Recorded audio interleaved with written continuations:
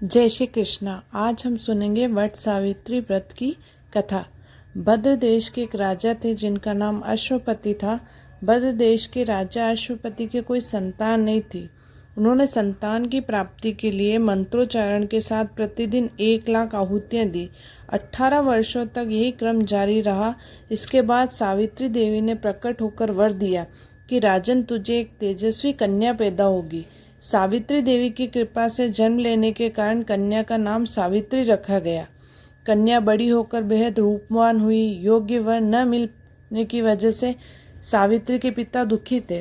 उन्होंने कन्या को स्वयं वर तलाशने भेजा। सावित्री तपोवन में भटकने लगी।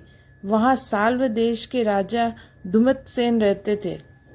क्योंकि उनका राज्य किसी ने छीन लिया था, उनके पुत्र सत्यवान को देखकर सावित्री ने पति के रूप में उनका वरण किया। ऋषिराज नारद जी को जब ये बात पता चली तो वो राजा अश्वपति के पास पहुंचे और कहा, हे राजन, ये क्या कर रहे हैं आप? सत्यवान गुणवान है, धर्मात्मा है और बलवान भी है, पर उसकी आयु बहुत छोटी है। वह अल्पायु है। 1 वर्ष के बाद ही उसकी मृत्यु हो जाएगी। ऋषिराज नारद की बात सुनकर राजा अश्वपति घोर चिंता में डूब गए। सावित्री ने उनसे कारण पूछा तो राजा ने कहा, पुत्री, तुमने जिस राजकुमार को अपने वर के रूप में चुना है वह अल्पायु है। तुम्हें किसी और को अपना जीवन साथी बनाना चाहिए। इस पर सावित्री ने कहा कि पिताजी, आर्य कन्याएं अपने पति का एक बार ही वरण करती है, राजा एक बार ही आज्ञा देता है और पंडित एक बार ही प्रतिज्ञा करते हैं और कन्यादान भी एक ही बार किया जाता है। सावित्री हट करने लगी और बोली, मैं सत्यवान से ही विवाह करूंगी। राजा अश्वपति ने सावित्री का विवाह सत्यवान से कर दिया। सावित्री अपने ससुराल पहुंचते ही सास ससुर की सेवा करने लगी। समय बीतता चला गया। नारद मुनि ने सावित्री को पहले ही सत्यवान की मृत्यु के दिन के बारे में बता दिया। वह दिन जैसे जैसे करीब आने लगा, सावित्री अधीर होने लगी। उन्होंने 3 दिन पहले से ही उपवास शुरू कर दिया। नारद मुनि द्वारा कथित निश्चित तिथि पर पितरों का पूजन किया। हर दिन की तरह सत्यवान उस दिन भी लकड़ी काटने जंगल चले गए। साथ में सावित्री भी गई। जंगल में पहुंचकर सत्यवान लकड़ी काटने के लिए एक पेड़ पर चढ़ गए। तभी उसके सिर में तेज दर्द होने लगा। दर्द से व्याकुल सत्यवान पेड़ से नीचे उतर आए। सावित्री अपना भविष्य समझ गई। सत्यवान के सिर को गोद में रखकर सावित्री सत्यवान का सिर सहलाने लगी। तभी वहां यमराज आते दिखे। यमराज अपने साथ सत्यवान को ले जाने लगे। सावित्री भी उनके पीछे पीछे चल दी। यमराज ने सावित्री को समझाने की कोशिश की कि ये विधि का विधान है, लेकिन सावित्री नहीं मानी।